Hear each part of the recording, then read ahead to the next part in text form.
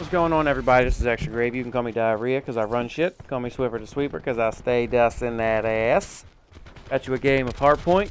I'm using the MX9, I believe, with silencer, hybrid mag, and grip, I think.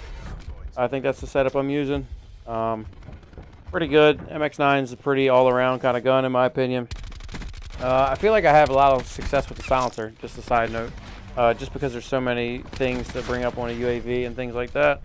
And I also switched from running Ghost in my third perk to Dead Silence because it keeps you off the acoustic sensor. And I run Cold-Blooded as well in the middle tier. I feel like more people have the acoustic sensor than they would be getting UAVs. I mean, I'm not the best in the world, but I feel like not that many people get UAVs in general. So if I'm doing well, I feel like they shouldn't be getting UAVs regardless. So that being said, I'm playing Hardpoint in this game. We completely stomped this team. That's the only reason this wouldn't have been more kills. I think I end with like 47 kills. If it was actually a closer game, I could have had 60 kills or more. But we absolutely stomped this other team. I am playing with a group of buddies because I have friends, and that's what people do. I'm not just gonna play solo. But we definitely beat the shit out of this team. But the thing I'm getting at is I'm going to have another video with another Hardpoint game with another specialist that I like using. But in this video, I'm using Crash, which is the healing class. Now, right off the get, it's not your sexy, gravity slam. It doesn't have the Annihilator pistol. It's not going to get you a ton of kills. That being said, well, not going to get you a ton of kills right out the gate. But that being said, with your little ammo pack and the specialist, the ammo pack, if you didn't know, gives you 25 points extra per kill. So let's say you get 5 kills, that's 125 points. So that's right out the gate, 125 points if you get 5 kills. And then with your specialist, what your specialist does, it heals everybody to 200 health, but it gives you 200 score like immediately. It just gives you 200 score for hitting 2 buttons. Simple as that.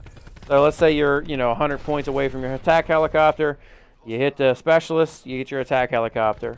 And usually your attack helicopter will help you get your next kill streak and so on and so forth. So it's very, very helpful as far as getting, your kill streaks and stuff. And this guy, this is the epitome of Call of Duty. This is why Call of Duty fucking sucks. That guy saw a streamer doing that to get a kill streak, and he's sitting up there like a fucking turd nugget. Fucking annoying. Anyway, so yeah, it's very helpful. Like right here, I mean, I don't think I use it strategically here. I just used it to get my streak up.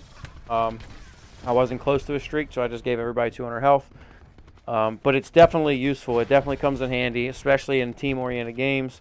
It's definitely one of my, classes to use if I'm trying to get like streaks or higher streaks. And then what you can do, you can kind of combo this with the Cosmic device. So you're kind of getting, with the Cosmic device, it obviously is like hardline. You're taking points off for your kill streaks, and then you have 200 more off, essentially, because you're using your specialist. So you could go, get a 1200 score streak and drop 500 points off of it, because it's, you have your Cosmic device and the specialist for Crash on. So you could toy with it, but I definitely like use it for, games like Control and Hardpoint. Like I said, I'll have another video with another one I like to use. Aside from Crash, that's a little bit more offensive, which is pretty fun as well. But I'll bring that video at a later date. But the kill streaks I'm using are pretty basic. Counter UAV, Hellstorm, attack helicopter.